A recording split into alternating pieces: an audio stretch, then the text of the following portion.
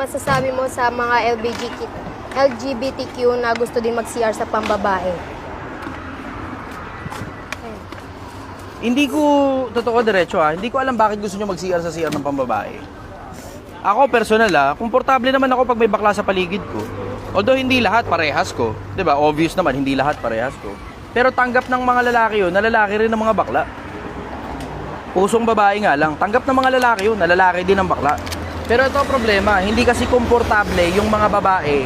Kasi tignan mo, ang lalaki, pagka halimbawa may baklang nag-CR sa CR ng lalaki, kung halimbawa yung bakla mambastos dun sa lalaki, kayang idepensa ng lalaki yung sarili niya. O kung yung lalaki naman mambastos sa bakla, dahil lalaki rin yung bakla, kaya rin ng bakla idepensa yung sarili niya.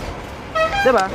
Pero pag yung babae uncomfortable dun sa CR ng bakla, sa CR ng mga babae, mismo yung babae na nga mismo uncomfortable kasi ang weirdo kaya nung pakiramdam na merong naiintindihan ko yung konsepto ng mga babae ron na bakit kami yung kailangan mag-suffer ng consequence.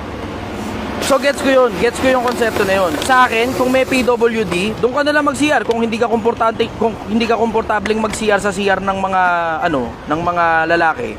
'Di ba? Kaysa naman 'di ba? You have to consider 'di ba?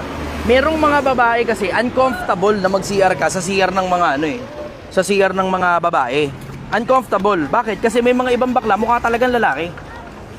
Kung ngayon magagalit kayo sa akin, diretso lang tayo. Totohanan lang tayo. Ako, diretso. May mga pagkakataon, pag halimbawa, hindi naman kasi issue yung sasabihin, bakit PWD ba mga bakla? Hindi mo nagigets yung punto Diba? Bakit pagsisiyarin sa CR ng PWD, hindi mo nagigets yung punto? Ako nga nagsisiyar sa CR ng PWD, wala namang problema Diba? Pag puno yung CR, nagsisiyar ako sa CR ng PWD. So ngayon, kung halimbawa ayaw mo mag-CR sa CR ng lalaki, ayaw mo rin mag-CR sa CR ng lalaki, ng babae, meron nasa gitna nun, 'di ba? Ako diretso, mas nag-CR pa ako sa CR ng PWD, maluwang 'yun May bidet pa. Ayun. 'Yun ang suggestion ko. Suggestion 'yan, hindi 'yan advice suggestion 'yan. And this is me being a regular human being. Kung gusto mo ko i-bash, bahala ka. Ito opinion ko tungkol diyan. Ito opinion ko tungkol diyan. Kung ako magiging bakla, magsi-CR pa rin ako sa CR ng mga lalaki. Ganun kasimple yun. Bakit? Kasi may titi pa rin naman ako Diba? Ano ibig ko sabihin?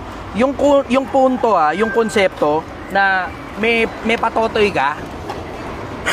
Tapos kapag walang cubicle na available, pwede kang mag-CR dun sa urinal.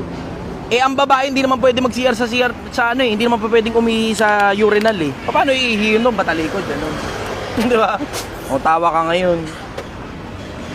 Alam mo, simple ang konsepto sa akin magrespetuhan na lang tayo bilang mga tao. Ganun lang yun, 'di ba?